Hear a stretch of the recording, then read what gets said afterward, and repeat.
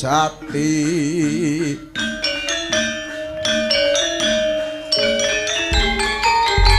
Sasmita wang siting dewa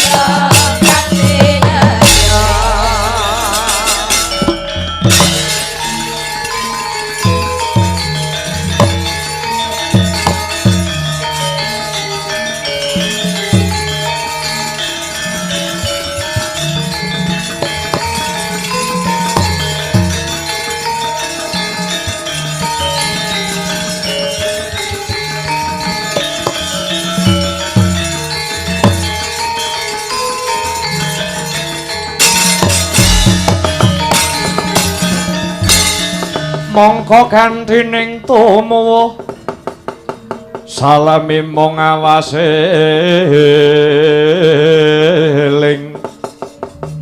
eling lukitaning alam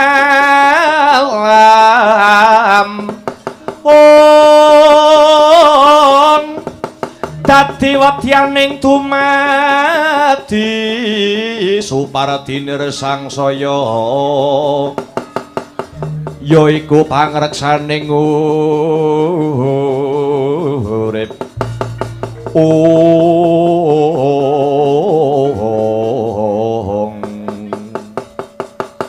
ya jagat dewa Bathara tak waspadakake iki tekane adiku saka Trigarta Prabu Susarma padha becik sak tekamudi lho nggih awit pangestu paduka Koko Prabu Duryudana niskala lampah kula mboten nyandung alangan setunggal menapa.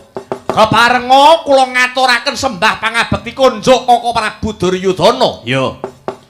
Banget panarimaku akarya bombong jroning pikir. Mara gage praptamu katon sumengko pengawak bajra sigra kang mawa gita-gita kang amengku gati ana apa Susarma. Lho nggih sakmenika wonten kabar ingkang nyengsemaken batos Koko Prabu ingkang magepokan kaliyan Praja Wirata. Wirata sakmangke kelangan kekuatan, Wirata sampun kuncatan kadigdayan. Ibarate macan kang tanpa siyung, gajah kang tanpa telale, ula kang tanpa wisa. Awit kekuatan negari Wirata sampun ludes keles. Raden Patih Kincaka rupa kinca dalah Raden Rajamala sampun dumugining pati.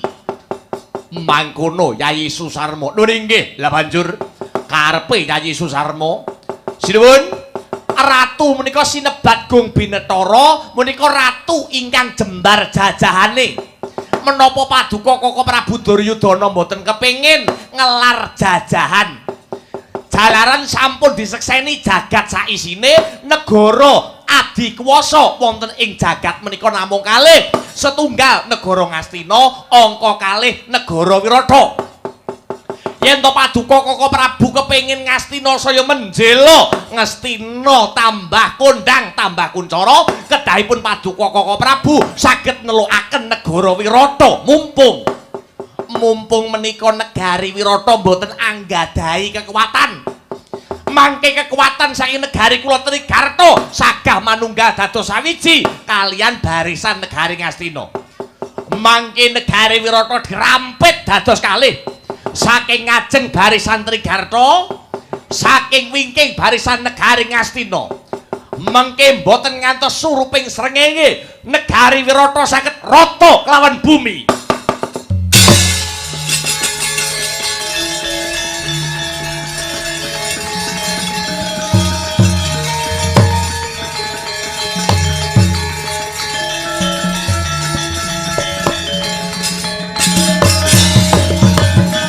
Trontong-trontong pepadang tumrap Duryudana. Negara sing kuat aja nganti loro ning siji ya kuwi negara Ngastina. Saka egoh pratikele Yayi Susarma, Wirata kudu dibedah. Nggih, paman setuju, Ngir. Paman Sengguni setuju. Kados pundi, Paman? Ngeloro gawe.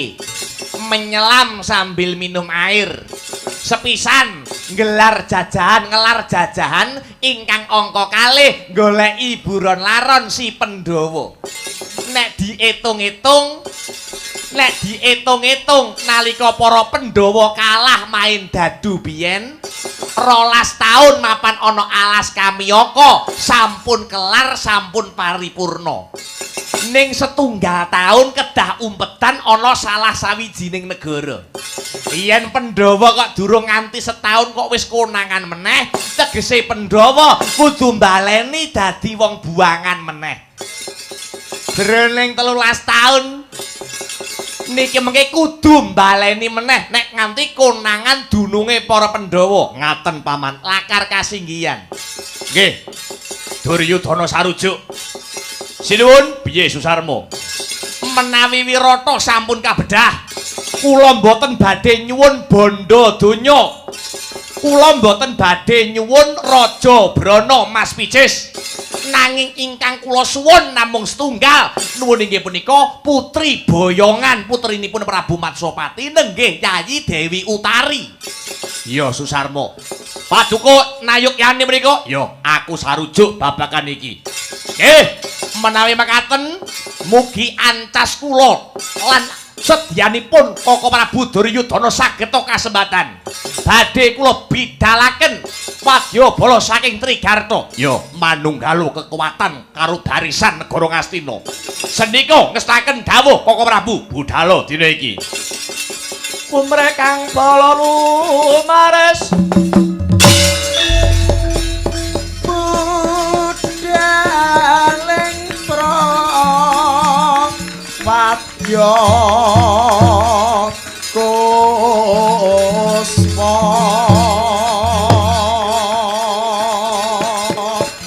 warna-warna busanane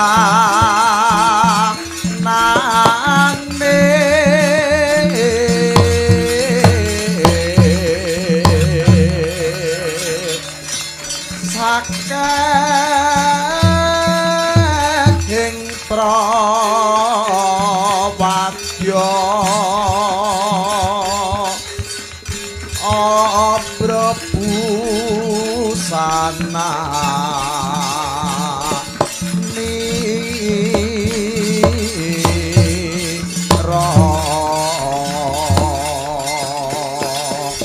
swarane rame gumuro pindha ombake samudra.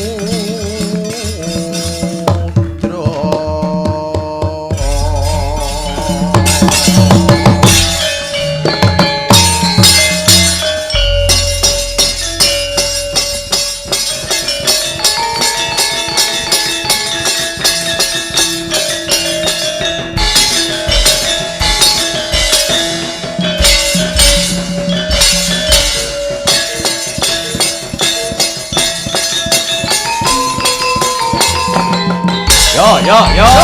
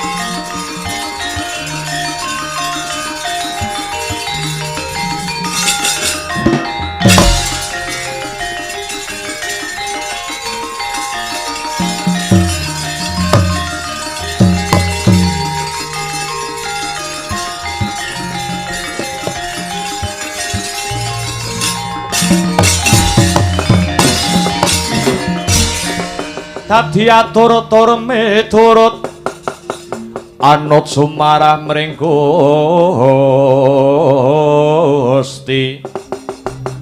dene Sidi miwang utama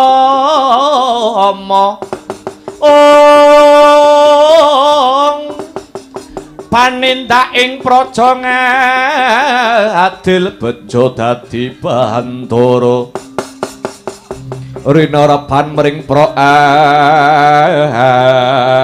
abdi Seta kula wonten dawuh Kanjeng Rama lonjong mimis playumu melar mingkus ambekanmu ana apa Seta Aduh ngaturaken ketiwasan Rama Diwaji babar pisan boten duga mono yen to sak mangke negari Wirata kedatengan mengsah Wirata ketekan mungsuh nur inggih lakar kados mekaten saka ngendi saking nur inggih menika negari Trigarta ingkang kapandikan dening Prabu Susarma lho Susarma lakar kasinggihan ya jagat ya dewa ya Bathara sajake Susarma duweni rasa lara ati marang panjenengan ingsun amarga ndak tampe panglamare marang anakku si Utari kok nganti wani gebak peperangan marang negara Wirata ya mara gage saiki kirapna wadyabala praja Wirata dudu sapa-sapa Seta dudu sapa-sapa senopatine aku dhewe kang bakal nandingi kridane Susarma mula dina iki nganti Matswapati ora bisa nugel gulune Susarma aja celuk Matswapati ratu negara Wirata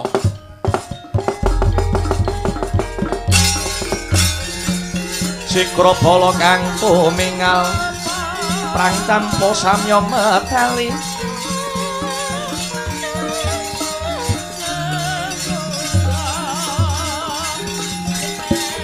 ler tatit wileteng kota kanyemangkong manguntang niti bendang sang aji micil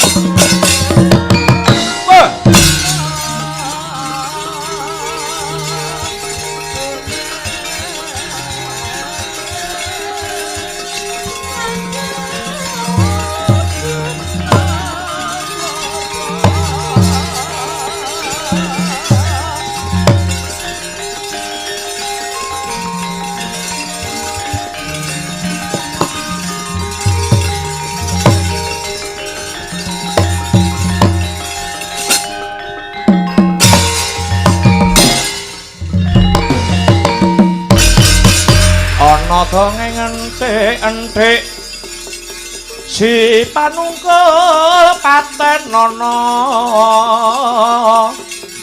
panunggul apa dosane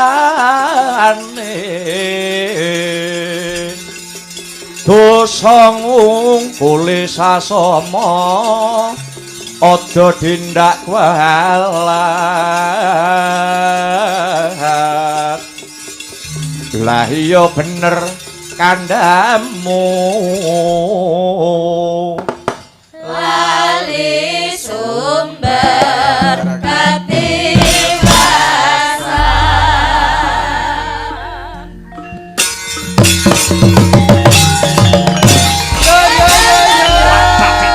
Cawata durung sanggon kulumaku saka praja Ngastina kepranggul ana barisan segelar sepapan ngaku sapa sing dadi kekasihmu. Tambuh marang aku. Warangka dalem negara Wirata Patih Nirbita kang dadi aranku. Patih Nirbita pancen bener. Bali takon sapa sing dadi cecunduk ing laku. Barisan saka negara Trigarta kekesete Ratu Gustiku Prabu Susarma. Tumenggung pangkatku, aranku Tumenggung Salokat Gatut Barat. Nyimpang ngiwuh utawa nengen, semedya laku marep menyang endi? Gempur jajah negara Wirata. Manuta dina iki negara Wirata tak dadekke negara jajahan. Ora sah gawe dak-dakaning pasulayan. Yen kowe isih kepengin ngemut legining gula, isih kepengin nyawang soroting Basanta Minggata. Ora gelem minggat tekan negara Wirata kelakon tak babati barisanmu. Wani karaku, entek wedine kari wanine. Bagus. Legan golek momongan buk punuk golek pacangan marangi tatal grajiawu.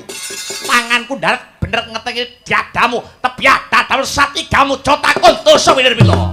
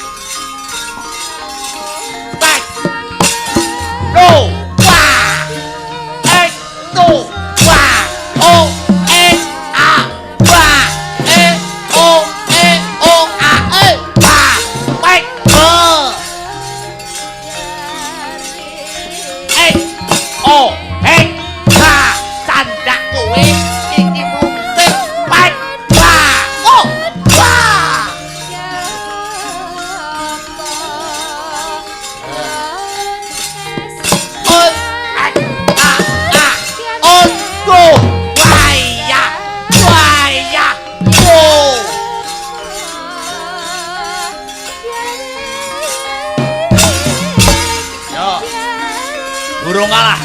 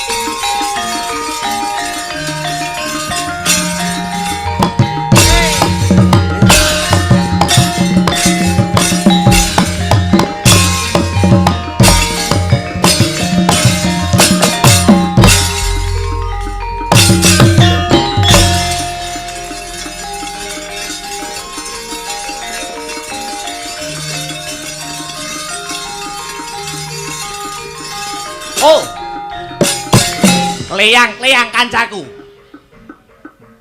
Hut, hut.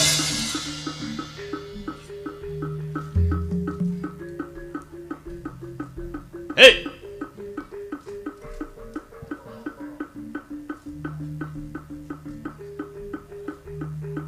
Nirbito iki, yo. Kowe sapa? Baranjana, ayo. Cobanen tak gembe lundasmu. Hot, hat, ba. Abro. Tut, pa. Mo. Ho, ho, ho. Hey, ba. Ho.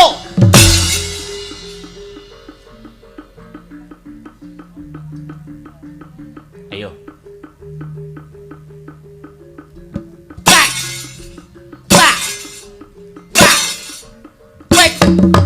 Baya, hey a o, wayo, ho ha hey, ho hey o, ha hey hey a ba.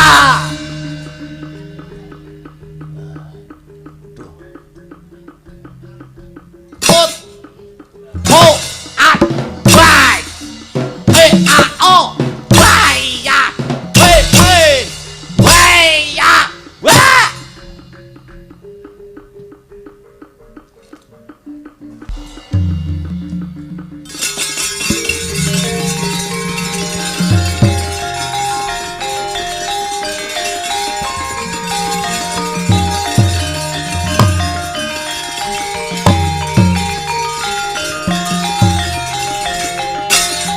Oh,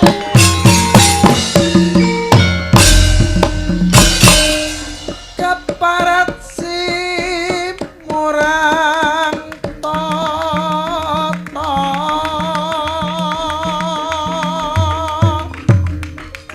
wani tanding kelawan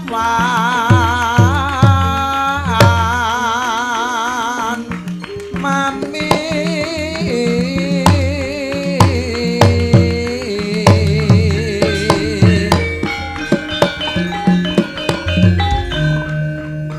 Iki satriya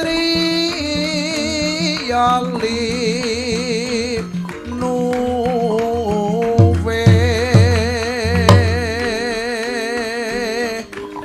jayeng palu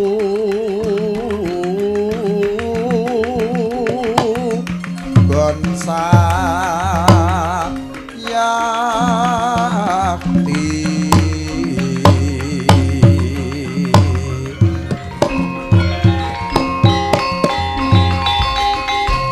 apa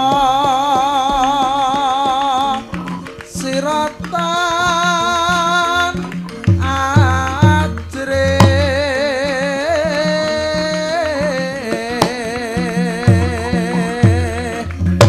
singalena praptan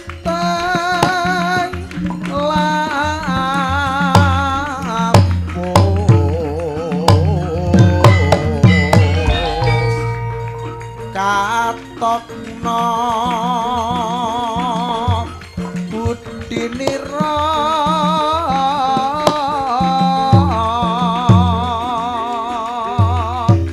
sira masti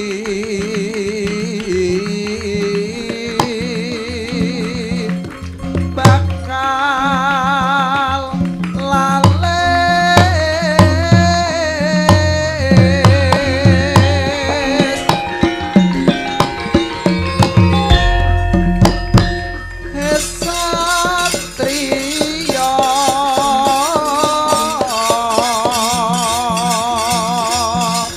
amyu bareng mangarso.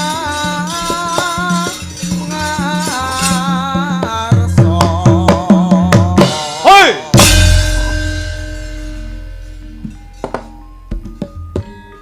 Ayo, barisan Trigarta, gulungan genderamu. Prabu Susarmo, Ratu Negara Trigarta sing bakal babati barisane wong Wirata. Ayo. Gerbuten aku. barisan negara Wirata ora kena ginawi becik remet diadi klalaring epek-epek kowe.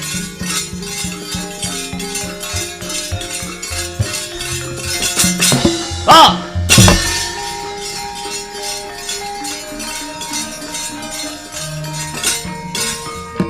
Sopo iki? Seta Buminjaya. Adimu Utari tak peke bojo. Timbang adiku Utari mbok pek dadi bojomu. Luwih becik adiku tak pakakne kirik. Aji kirike timbang aku. Maju edanane. Ah! Was! Oh, wait, good.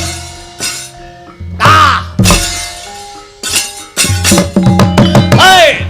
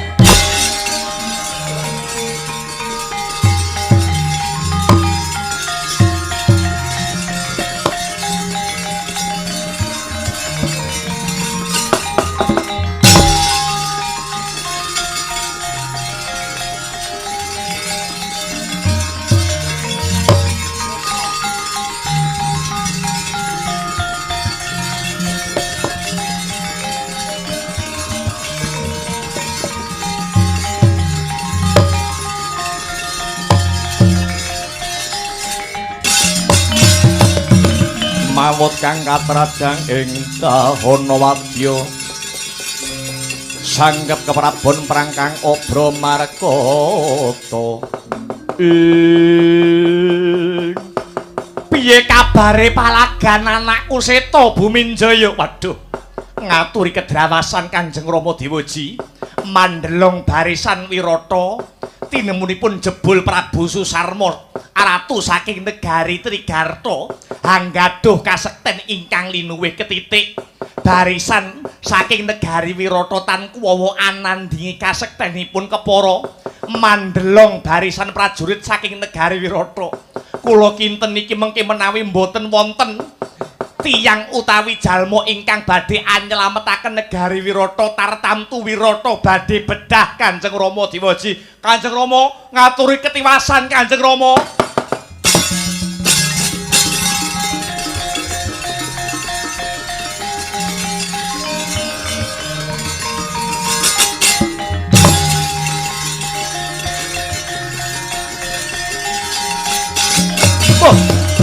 Melayu-melayu gawe kaget utara ana apa? Waduh ngaturi ketiwasan Dewaji. Ketiwasan apa maneh?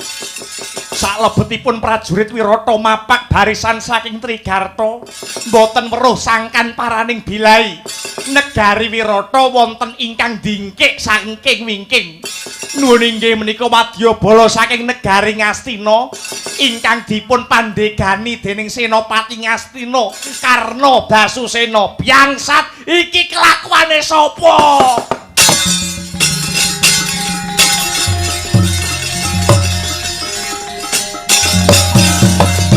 Rodha montaber kena tatupa yayasenepi Jojo bang mawinga-winga wengis. Iblis lanat. Iki mesti Karti Sampeka sing digawe dening Susarma kelawan Duryudana. Kabeh do ngadepi prajurit Trigarta satemangguri. Satemangguri negara Wirata nglontho didingkik kelawan musuh saka negara Ngastina. Genah iki mengko negara Wirata bakale bedah Seta lan Utara. Perkara bondo donya, perkara bondo donya Wirata bakal tak lilake. Perkara bedhahe Wirata tak lilake ning adimu Utari gawanen lunga. Aja nganti si Utari kejamah dening mungsuh. Lho nggih ngestakaken dawuh Susarma tak adepane.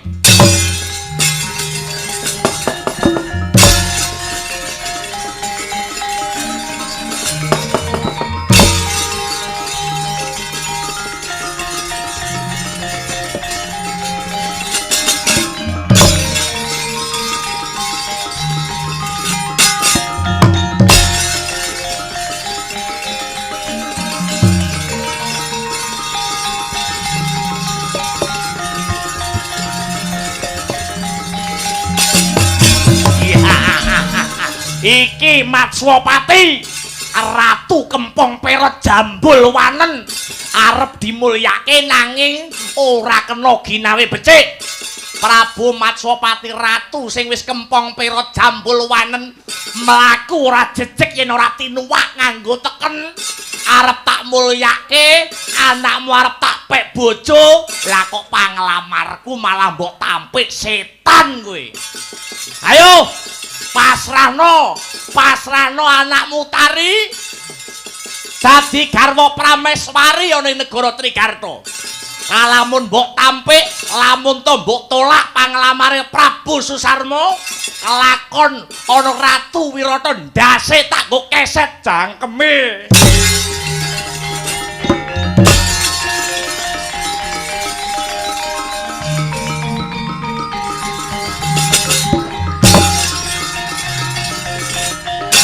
Ayo, ngantemu. Ratu tuwek wis ora ampuh. Suda kasektenmu, ilang kaprawiranmu. Wah! Ot ah! Oh! Wah! Ot ah! Wah! Oh! Oh!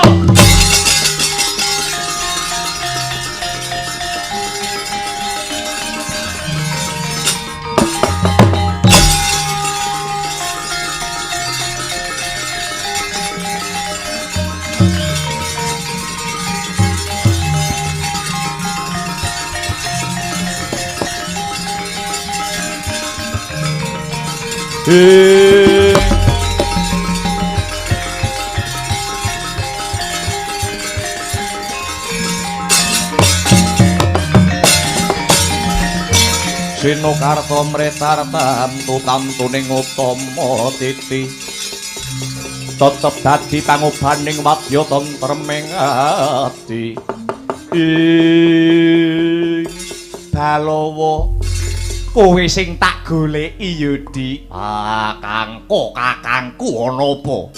Yayi, negara Wirata saiki kahanane kaya ancik-ancik pucuking ri. Sisip sembire luput katuranggane dina iki negara Wirata bakale bedah. Amarga sakmengko Prabu Matswapati wis diajar dipala gantang dening Susarma Ratu negara Trigarta. Mula dina iki tulungana Yudi, kowe sing sekti, kowe sing sentosa luwarana panandange Prabu Matswapati Yudi. Janjane atiku iki isih lara karo Matswapati. Ratu sing ora ngerti lelabuhan. Genah-genah aku wis gelem dadi jagone wong Wirata. Nalika adon-adon menungso biyen tak rewangi kurban jiwa raga ning nyatane sapa aruh wae ora. Saya-saya ngucapne matur nuwun. Kaya ngono kuwi janjane ngunduh wae pakarti. Satemah negarane digujak-jakan karo musuh. Yayi, ilang ana rasa serikmu Yudi.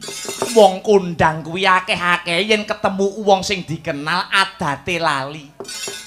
Mara diage tulungana negaramu iki ya Yayi. Ning nyatane aku dadi jagone Wirata. Nanging babar blas ora diajeni karo Ratu Wirata. Yayi, eling Yudi. Aku lan si Adi iki kari ndungkap pirang dina maneh. Kari sedina iki umpetan ana negara Wirata. Yen to nganti negara Wirata bedah tegese awake dhewe bakal konangan karo para Kurawa. satemah baleni dadi wong buangan 13 tahun suwene. Konangan yo ben. Baleni hukuman yo ben. Ya ampun. Kebangetan kowe Bilawa. Kowe mung mikir diri pribadi ning ora mikir karo sedulur-sedulurmu. Salahmu biyen kowe gelem main dadu. Ya, yen pancen kowe ora gelem maju, lara ati kowe ngundat-ngundat lakon kepungkur. Kowe nukokne bakso ngundat-ngundat nganti tekan saiki. Tak maju dhewe, mati-mati yo yen aku.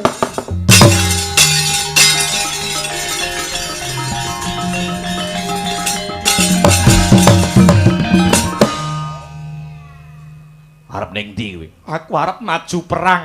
Aku arep maju perang ngadepi Prabu Susarma. Nyatane kowe ora gelem nulungi Prabu Matsapati. Usik. Lungguh. Kowe sajeki urip. Aku ora ngerti kowe perang. Kowe maju perang malah ngisin-ngisini. Mundur tak tulungane Prabu Matsapati.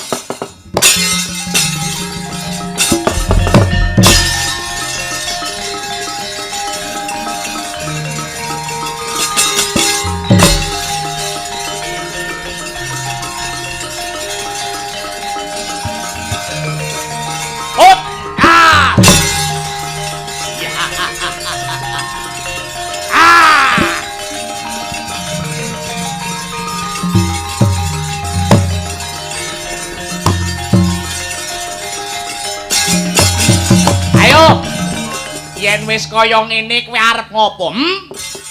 Jarene akeh sing ngandharake yen Prabu Matsapati kuwi ratu sing gong binetara, Hanyakrawati, Hambau Denda, ratu adikuwasa dadi ratu ning negara Wirata. Ning tinemune jebul ngadepi Prabu Susarma dadi wong sing ora kajen.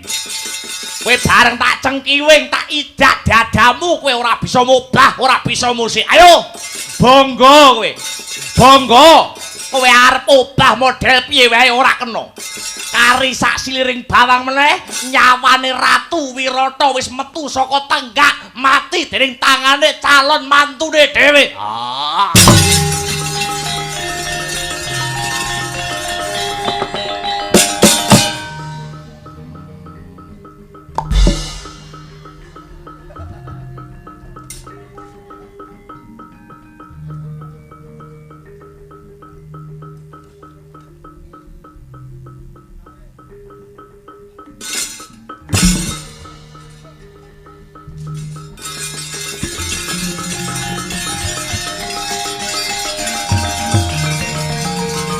Tuh.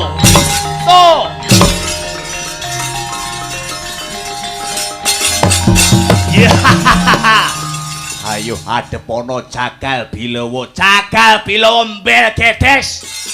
Yen wong liya mbok apusi kena ning Prabu Susarma Ratu Trigarta ora iso mbok apusi. Arep kowe malih dadi bulus poleng? Aku tetep roh sapa kowe. Aku tetep roh sapa sejatine Jagal Bilawa. Kowe kuwi dudu Jagal Bilawa ning kowe sejatine wong sing anamur laku. Kowe dudu Bilawa ning kowe iki Werkuda.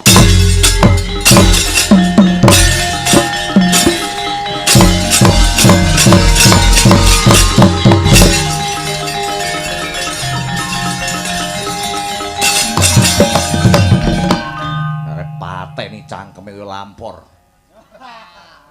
Tak baleni hukuman 13 tahun. Ayo dikancani.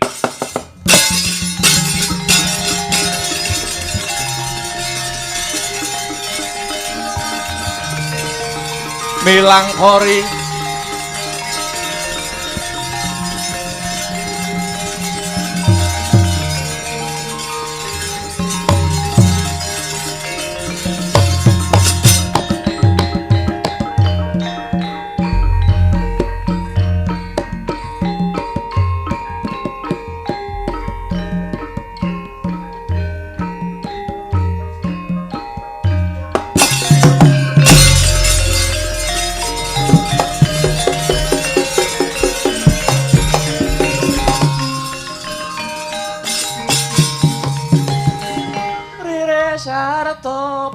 wanuting ranu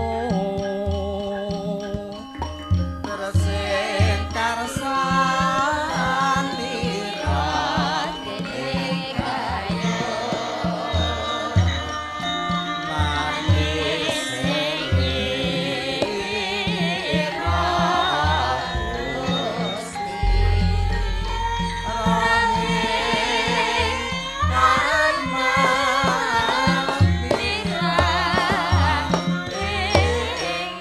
Sumengko pengawak Bajra wonten menapa Kakang Utara amargi kula punutari kawruhanana ya Yayi lamun to dina iki negara Wirata bakale bedah awit dina iki negara Wirata karampit saka ngarep lan mburi saka ngarep negara Trigarta Prabu Susarma lan saka mburi negara Ngastina Dipati Basukarna.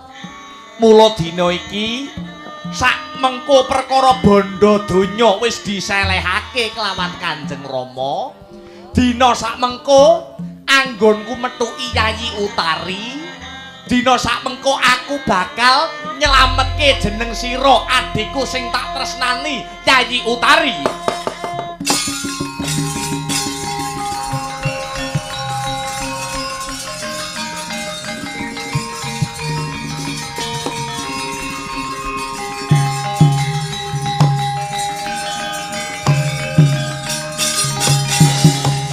Kagiat risang kapirangmu rinangkul kinempit kempit dosa ngrepnaning bawana ing tobat Kakang Utara. Piye Yayi? Menapa paduka menika mboten klentu, menapa paduka menika mboten lepat? Ingkang kedadipun slametaken niku negara Wirata sanes kula. Mila saking menika do Kakang Mas kedahipun paduka Kakang Mas jumangka kedahipun Kakang Mas kumrembah. Salah setunggal kewajibanipun satriya menika nuwun inggih menika rumeksa rahayuning bumi kelahiran. Tegese nalika negarane ditekani musuh, satriya kudu gelem belani nganti tetese getih kang pungkasan. Kenging menapa paduka sipating satriya anake ratu lah kok malah umpedan. Kula boten dipa slametaken. Kula boten butuh dipun slametaken. Ingkang butuh dipun slametaken menika kayuwanan kang sarta katentremanipun negari Wirata menika do Kakang Mas.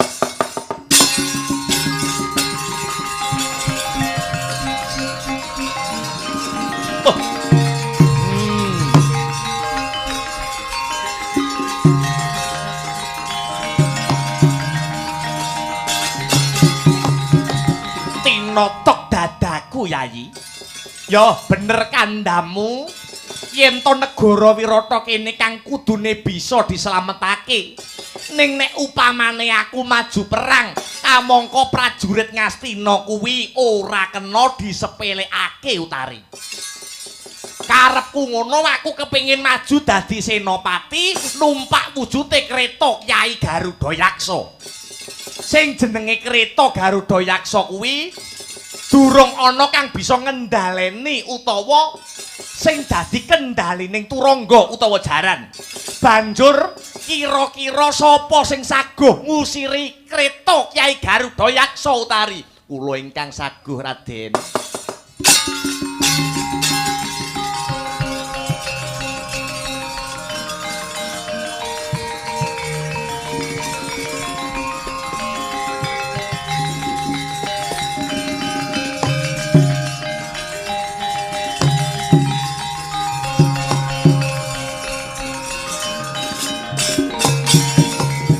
Iki sapa iki? Kula pun Kedi Wrihatnala. Gaweanmu ning Wirata apa? Kula guru olah kabudayan, ugi guru tari tumrap para putri-putri wonten ing negari Wirata. Kosik to? Kowe kuwi mung sak guru tari kenang apa kok kowe wani dadi kusir perang? Kamangka aku krungu kabar kowe kuwi wong wandu, kowe kuwi wong banci, lanang ora lanang, wedok ora wedok. Nyatanipun kula wani. Dasare upami kula pejah badhe arum asma kula. Punika lho Kakang, kula aturi midhangetaken ucape Kedi Wriatnala. Dasare wandu, dasare banci wae bisa ngucap sing kaya mangkono. Ya, utari ya. Dadi kowe wani tenan ngendhaleni wujuding rata Kyai Garuda Yaksa. Nuwun inggih wantun Raden. Yo, yen pancen kaya mangkono, ayo gek melu aku numpaki kreta Kyai Garuda Yaksa Kedi Wriatnala.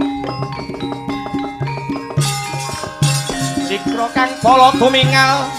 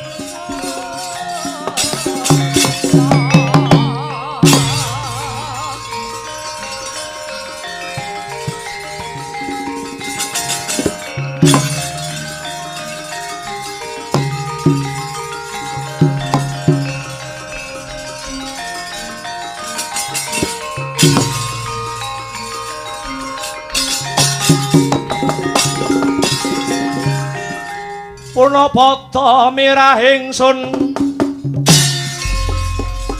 prihatin waspagung mijil tuhu dahan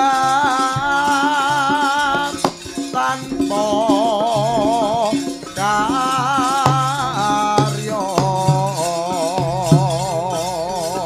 sengkang rinemekan Gusti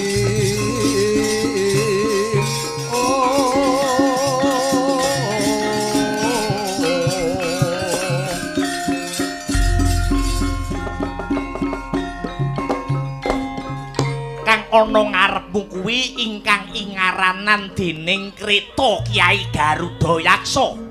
Kreta titian dalem negara Wirata. Kreta kuwi ora bakal metu saka Praja Wirata kalamun to ora bakal duwe gawe magot sajroning pabaratan.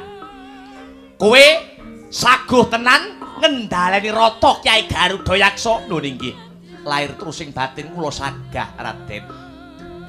Nyawa sing dadi tataane Kedi Wriatnala. Sampun kula niati menawi kula pejah badhe arum asma kula, krana kula pejah bebela dumateng bangsa lan negari. Putah getih kula meninggih negari Wirata punika Dhuwur Raden. Yo. Aku tak numpak kreta Kyai Garuda Yaksa iki. Kendhalekna rata nrajang barisan Ngastina.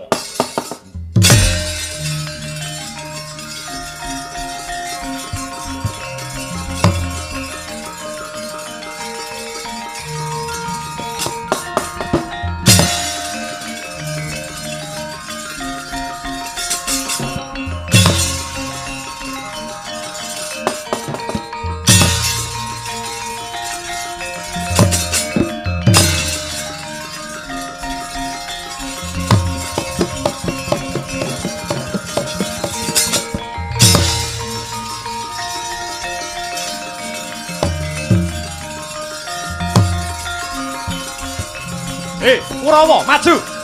Yo yo yo yo yo yo yo yo yo yo yo Sampo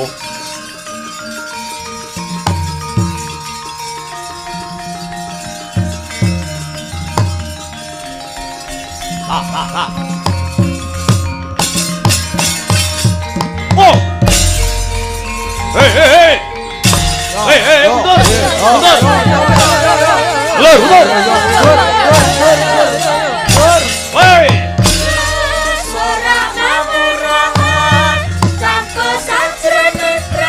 Betul. Kekilan Maguaya Arya.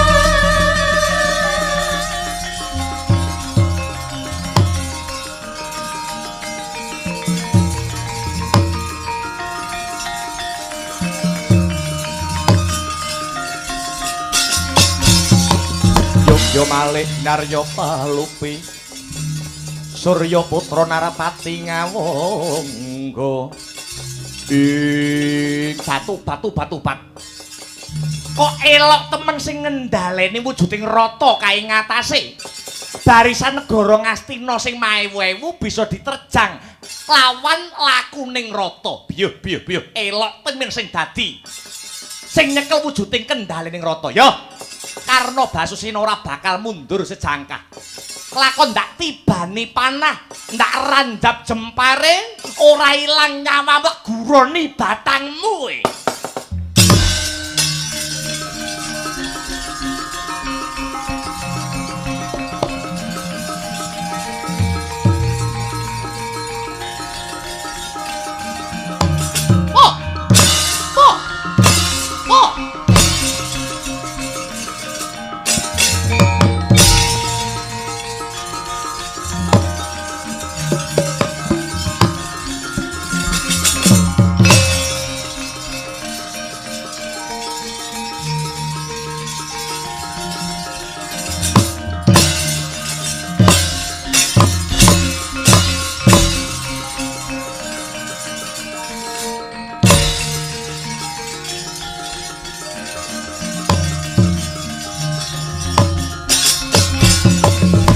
Kaya udan ning mangsa rendeng dumawahing panah saka Narpati ngawangga Karna Basusena.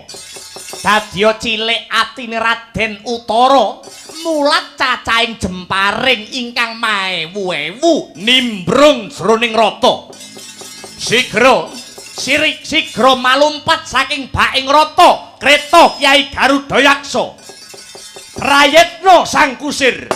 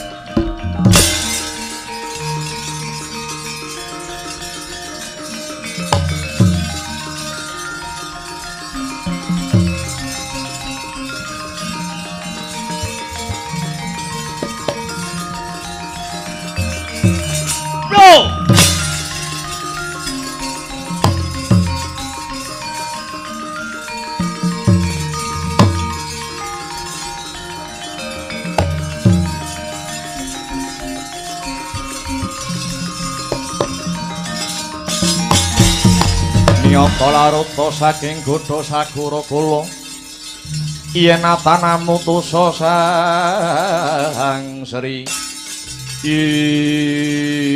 kowe nerunyam kowe kowe nerunyam kowe iki mung derajate kusir ewadene kowe wani narik sing dadi busanaku aku mbok bentuske ana sela gilang karepmu piye Kedi Wrehatnala karepmu piye Nyuwun sewu radi keladu awit paduka nilar kreta Kyai Garudayaksa. Apa ora ngerti yen Ratu Ngawangga Karna Basusena kuwi trampil olah jemparing. Nanging nyuwun sewu Raden, sipating senopati menika mboten angsal mundur menawi dereng dados gotongan kamangka. Kamangka paduka Raden Utara bucik kulitipun mawon dereng muncrat getihipun mawon dereng. Kenging menapa kok nilar pabaratan. Aku ora wani jenenge menungsa kuwi kesinungan rasa wedi Kedi Wrehatnala. Menawi mekaten lakonipun diwalik. Diwalik piye? Senopatine kula kusiripun panjenengan. Kowe aja nyepelekke aku. Kowe arep dadi kula ingkang dados senopatinipun, paduka ingkang dados kusiripun ngendhaleni rata Kyai Garudayaksa. Kowe iki mung banci. Kowe iki mung guru ekstrakurikuler tari. Apa sing mbok andelne arep dadi senopati iki apa? Kula aturi nderek lampah kula.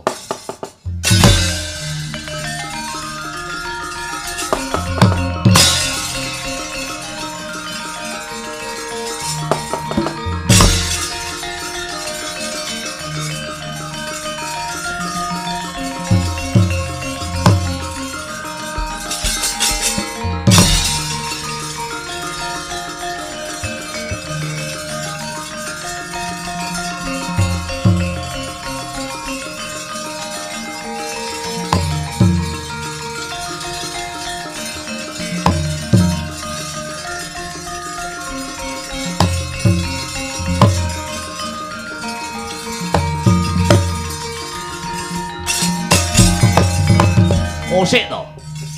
Perang antaraning Wirata karo negara Ngastina durung rampung. Lah kok aku anak ratu mbok jak blakrakan turut alas.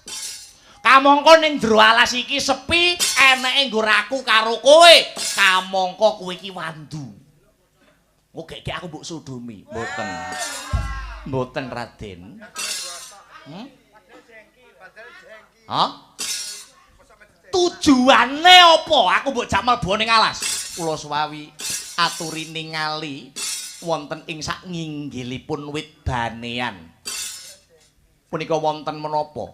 Kae ana wujute pocongan buntelan. Suwawi kula aturi mendhet Duh Raden. Wonten sak lebetipun pocongan menika wonten pusaka utawi gegaman kula. Lho, aku iki anak ratu lah kok mbok kon penekan turut wit. Nyuwun sewu, senopatine niki wau sinten? Ya kowe. Tugasipun kusir menika ngladeni dhateng senopatine. Dados kula perintah paduka selaku dados kusir menek wit nika mendhet pusaka kula. Bah, aku ora tau penekan, aku ki priyayi kok, Dak. Lah kok mbok kon penekan? Kari manut menapa mboten? Menawi mboten negari Wirata bedah nggih kersanipun. Ya, tak jubuke wit kae.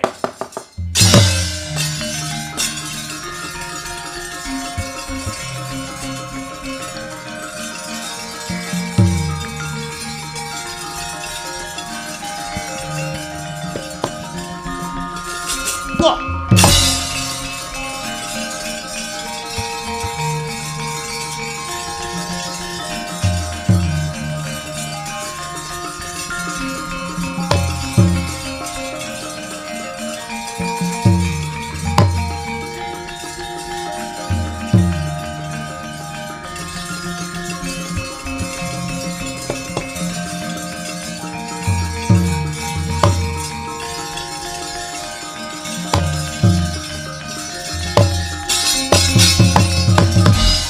Leng-lenging driya mangu-mangu mangun kong kanduhan rimang iki sing dadi piandelmu lakar kados mekaten Raden. Pusaka tetiga menika ingkang dados piandel kula minangka dados sarana kula majeng dados senopati ngunduraken barisan Ngastina. Oh sik, iki pusakamu telu ki kaya aku ora pangling to Kedhi Wiratnala. Iki ana keris sing pamore geni murup. Iki rak Kyai Pulang Geni to? Inggih, lakar kasinggihan. Ana panah sing bedore pating cringih. Iki Kyai Sarotama. Nuwun inggih, lakar kados mekaten. Ana jemparing sing bedore wulan tumanggal. Iki yen ora kleru Pasopati. Kowe maling Kedhi Wiratnala. Kowe maling.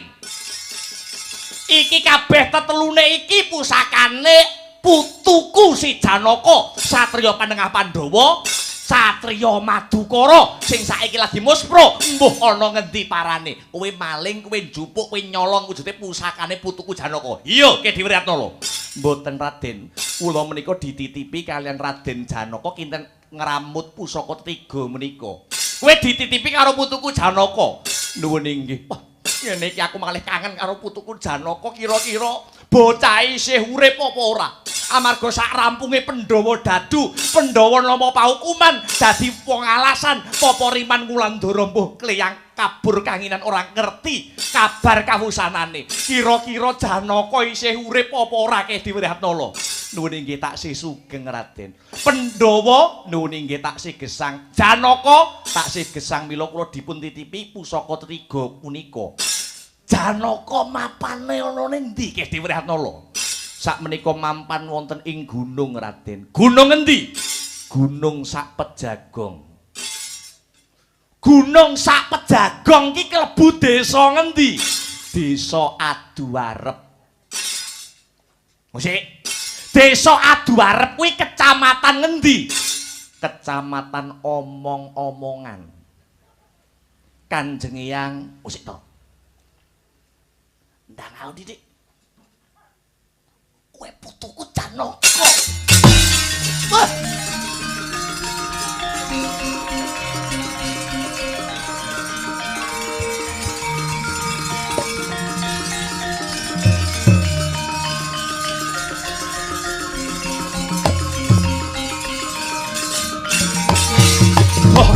Layak to layak.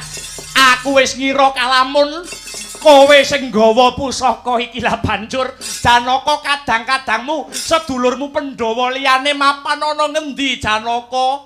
Ngaturi ketiwasan Kanjeng Eyang Raden Utara. Para sederek-sederek Pandhawa nuwun inggih anamur laku wonten ing sakiwa tengenipun negari Wirata. Kakangmu Puntadewa ingkang dados mantri Pasar Gedhe Wirata nuwun inggih pun Kakang Sudadwija Kangka. Lah si Werkudara ingkang dados tukang jagal nuwun inggih pun Jagal Abilawa. Lah sinakula Kang Sartosadewa ingkang anyarira Tantri Pala kaliyan Drama Ganti ingkang mapan wonten ing Karang Padesan kinen ingon-ingon Rajakaya, ingon-ingon sapi, ingon-ingon kebo, ingon-ingon anjing laut. Mosok ingon-ingon kuwi barang. Yen kowe pancen bener-bener Janaka, aku percaya sakwutuhe kowe putuku Janaka sing bisa ngundurke barisan Ngastina. Kula aturi sumene sakwetawis Kanjeng Eyang.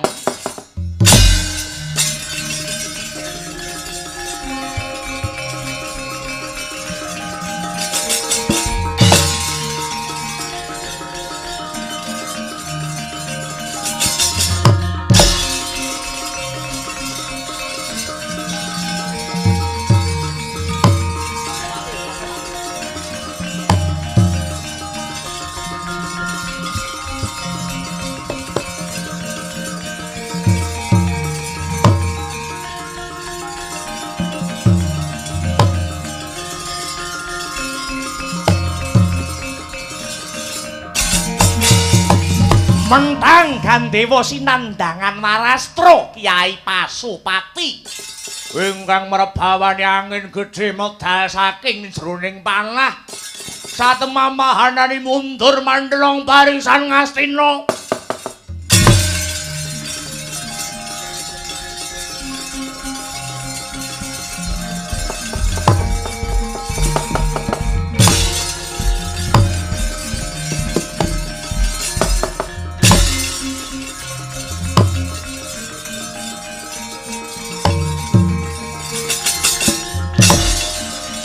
Gundala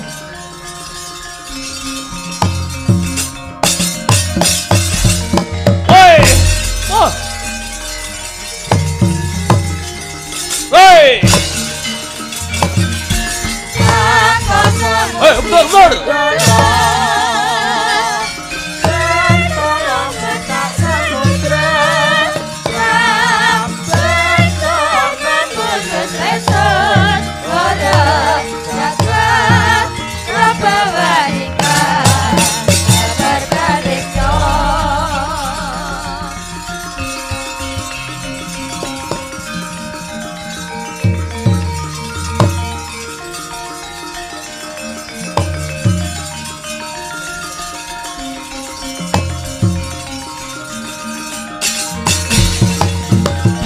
ana satriya nibani panah mawa perbawa angin nganti ngendhangake barisan Ngastina bareng tak papaki bareng tak dadaki. Lah kok kowe mungkur nyingkur marang Narpati Ngawangga Karna Basusena.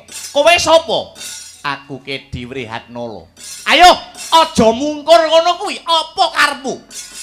Wong arep perang kok singkur-singkuran. Aku nyingkur wae bisa ngalahke kowe apa neh madhep marang dedapuramu. Edan bosen urip kowe.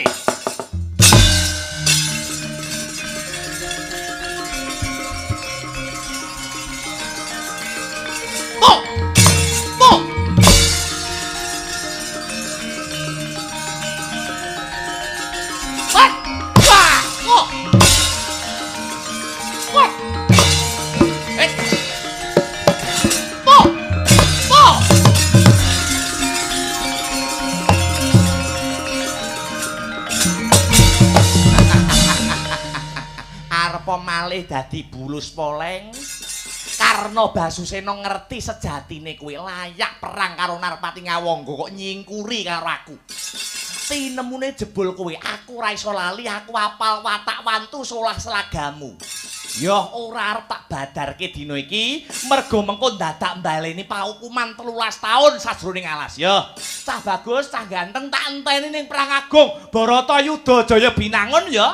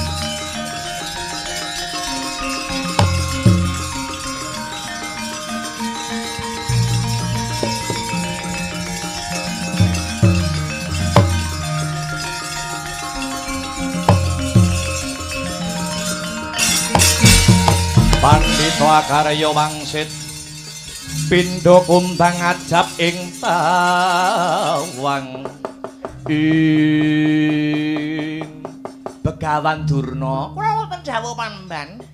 Iki ana jemparing tek elok men, ana jemparing ora dikenani marang dadane awake dhewe wong loro, ning malah jemparing iki mungkur nancep ana ing bumi kaya-kaya nglambangake wong sing lagi sujud. Nyuwun sewu Panembahan. Piye Durna? Jagat tanpa kalih ingkang saged jemparing model ngaten niku wonten sanes kejawi namung murid kula nuwun ingipun ars. Wis. Aja mbok omongke mengko mundhak konangan. Wis cukup ngerti kok semeneng bae. Makaten Panembahan. Iya. Wis samubarange wis cetha. Samubarange wis ngigel. Jemparing sing sujud iki muga-muga dadi tandha sungkeming para putu-putu lan muridmu marang awake dhewe wong loro Durna.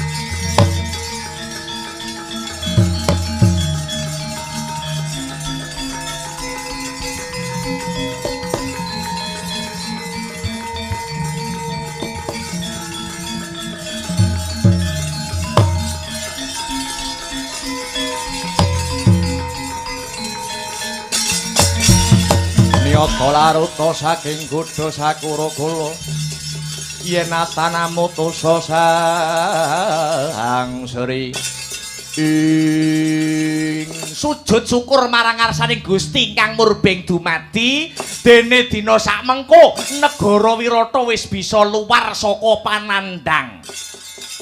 Barisan Trigarta wis bisa kasembadan diundurke dening anakku Seta Buminjaya ewa dene barisan Ngastina sing dipandhegani karo Karna Basusena bisa diundurke dening anakku sing tak tresnani si Utara. Syukur seketi jumurung Kangka. Dusi nuwun. Piye? Kula badhe matur witing klapa saklugunipun. Perkara apa Kangka? Jernyatanipun ingkang sagah ngunduraken barisan Trigarta menika sanes ingkang putrapun Seta Buminjaya Nanging tiyang pejagalan wuninggipun jagal Abilawa ewadene barisan saking negari Ngastina ingkang dipun pandegani dening Nata Ngawangga Karna Basusena ingkang ngunduraken sanes ingkang putrapun Utara nanging pun Kedi Wrihatnala guru olah kabudayan wonten ing negari Wirata menika sing bisa ngundurke iki Utara kowe aja ngegasah batinku kowe iki urip ning Wirata kowe iki tak ingoni kowe iki tak openi yen kowe ora ana Prabu Matsapati nasibe kangko mung nyangga bathok turut pasar njaluk welas kowe aja bebidung sing dadi rasaku Kedi Wrihatnala kuwi sapa Kedi Wrihatnala kuwi wong sak udon sak urupan kere munggah bale wujude banci wujude wandu lah kok iso ngundurake Karna Basusena kowe nganggo nalar sing kepiye nyuwun sewu sinuwun paduka ampun sanget-sanget anggenipun ngalem dhateng anak awit anak ingkang kegungan pengalembana menika dados anak ingkang ugungan lan kumingsun ingkang naminipun bebener tetep bebener ingkang ngunduraken barisan Ngastina menika sanes ingkang putrapun Utara nanging Kedi Wrihatnala Utara Kedi Wrihatnala Utara Kedi Wrihatnala Utara Kedi Wrihatnala Utara Kedi Wrihatnala sinuwun setan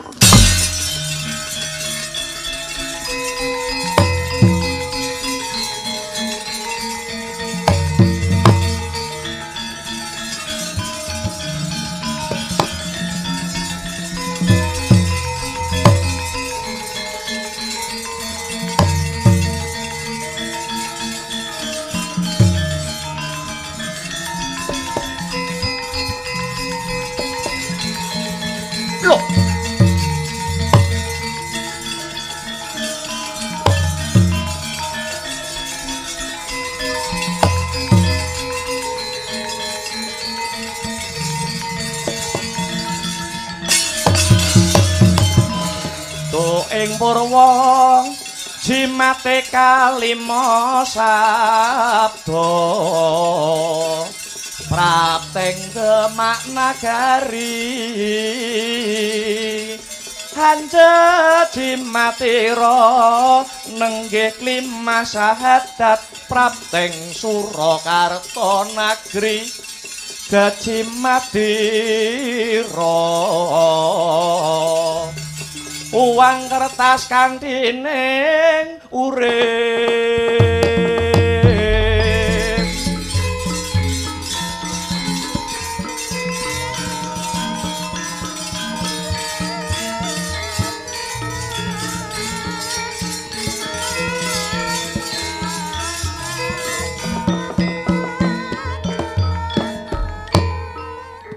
Kangko kowe ngerti kewan sono apa ora? Sono kaya asu, asu kaya dipakani karo bendarane ewadene yen ana maling. Asu mau gelem jegok. Asu wae ngerti karo lelabuhan ewadene kowe rina pantaraning wengi, kowe tak openi, kowe tak mulyake ewadene kowe ora gelem gawe mareming rasaku. Aduh Kangko kebangetan kowe mbadal dawing ratuwe dikeprok adah paidon nganti muncrat getihmu aja banget anggonmu bantah karo ratu Kangko Salindri kowe murang tata karo Ratu Wirata sepira ajining getih sepira ajining getih nganti jeneng sira Salindri nggawa wujuding tempolong kanggo ngadahi getihe mantri pasar sepira ajine getihe mantri pasar dosi nuwun kula ngeman sanget dhateng kawilujenganipun negari Wirata menawi ngantos ludiranipun Kakang Dwija Kangka tumetes wonten bumi negari Wirata badhe horeg badhe geter badhe lindu satemah Wirata mangke saged bedah edan-edanan kowe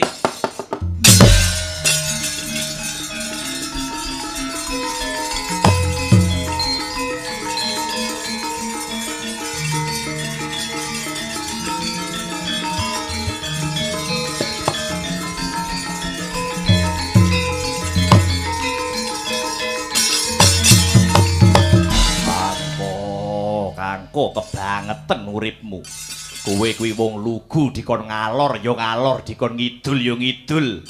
Ewadene kuwi tetep salah, Kangko. Selawase urip Bilawa urung nate netes niluh. Nanging bareng nyawang masku bentet bathuke muncrat getihe. Ewadene rasaku keronto-ronto. Bapa Pandhu kowe kok ora mesake karo anak-anakmu kowe gugato karo dewa. Anakmu iki ayo mono Bapa Pandhu Kangko kowe aja mati dhisik. Kangko kowe aja mati dhisik sapa gantine bapak?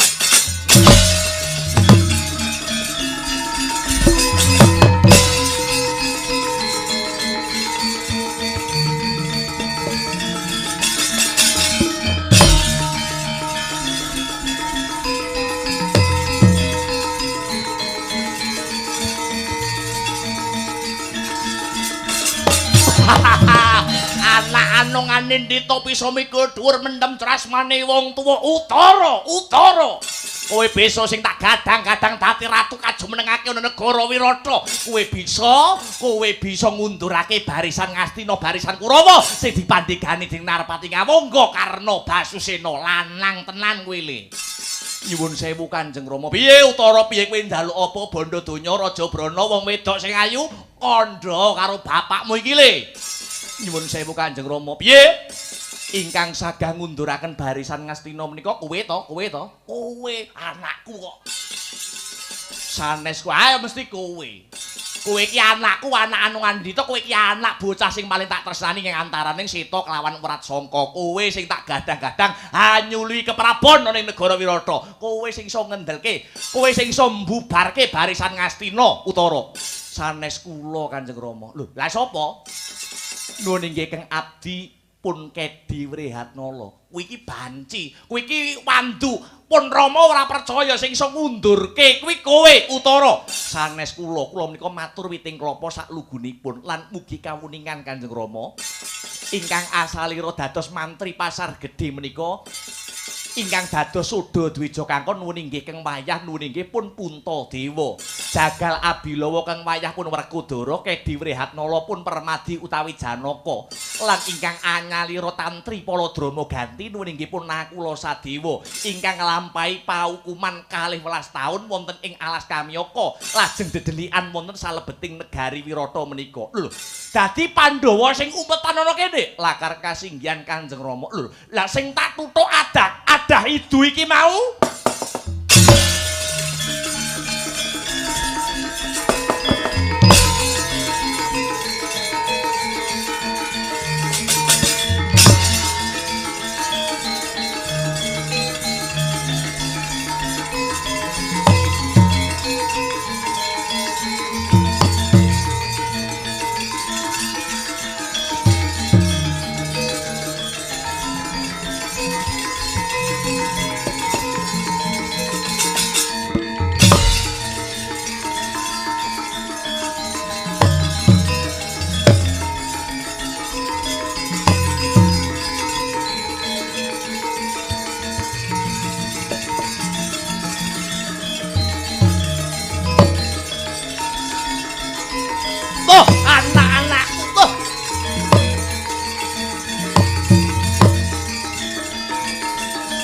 putu-putuku Pandhawa.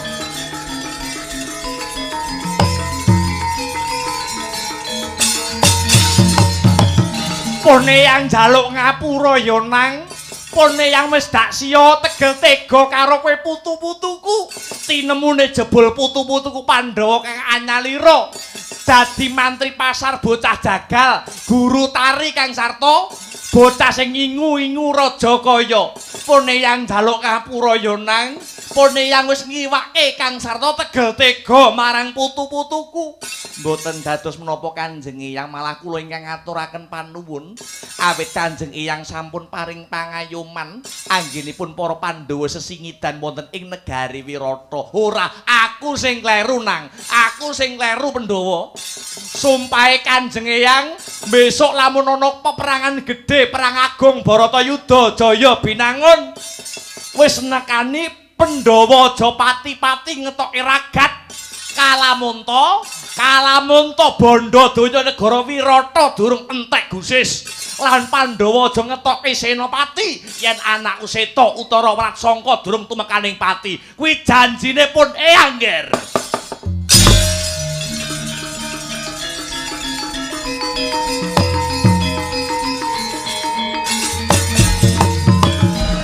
Saderengipun menggalih babakan Baratayuda langkung rumiyin Kakang Dwarawati, Kakang Sri Bathara Kresna kinen nuwun inggih tetinju wonten negari Ngastina nyuwun balinipun negari Ngastina. Yo nek ngono taun ngarep Kresna duta lakone. Slamet sing nanggap, slamet sing ditangkap, slamet sing nonton tanggapan.